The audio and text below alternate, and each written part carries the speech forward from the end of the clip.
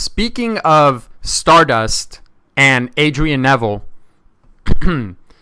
we look at Adrian Neville, and who is the first guy that you were reminded of when you watch Adrian Neville? I'll give you a minute to think about it and come up with your answer, because I'm pretty sure a lot of people think of the same person. I might be completely wrong, but this is what I personally think when I see Adrian Neville.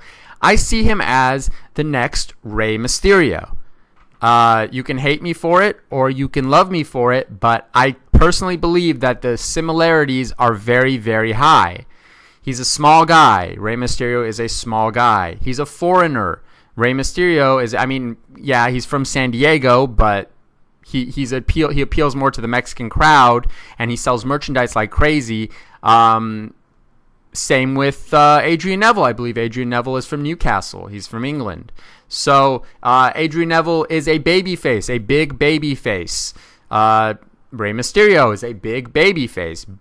They're both very, very talented in the ring. They're both high-flying, flippy guys that do all these crazy moves like the Red Arrow, the West Coast Pop, the 619, standing moonsaults, all this crazy stuff.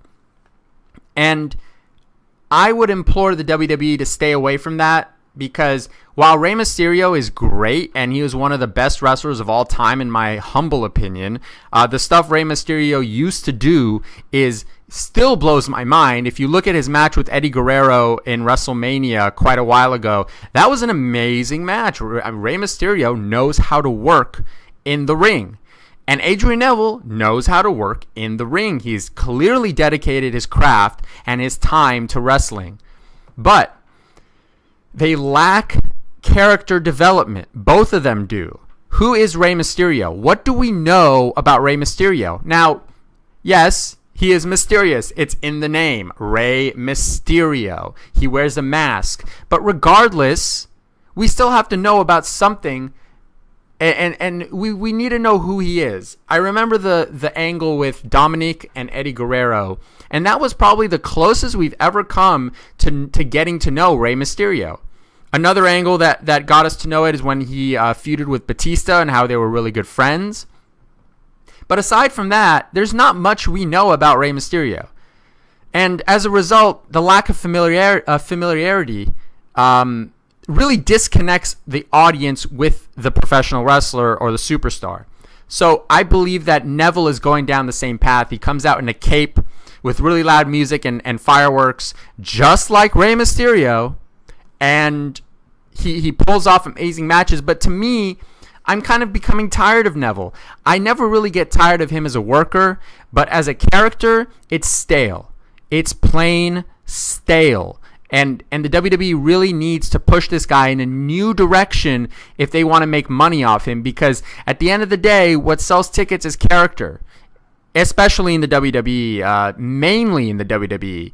Character sells tickets. That's why John Cena is the number one guy. He's not the best wrestler. I mean, you compare Neville and Cena, they are worlds apart. Neville is a far superior professional wrestler than John Cena. Rey Mysterio is a far superior professional wrestler than John Cena. Cesaro is a far better professional wrestler than John Cena. But John Cena is a far superior character than either of those three.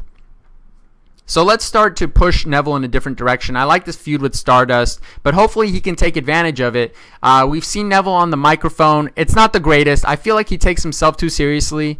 But we shall see where they go with Neville. Clearly they're pushing him, but giving him monikers like the new sensation and the man gravity forgot, and then never putting him on the microphone and never giving him serious feuds is a big mistake.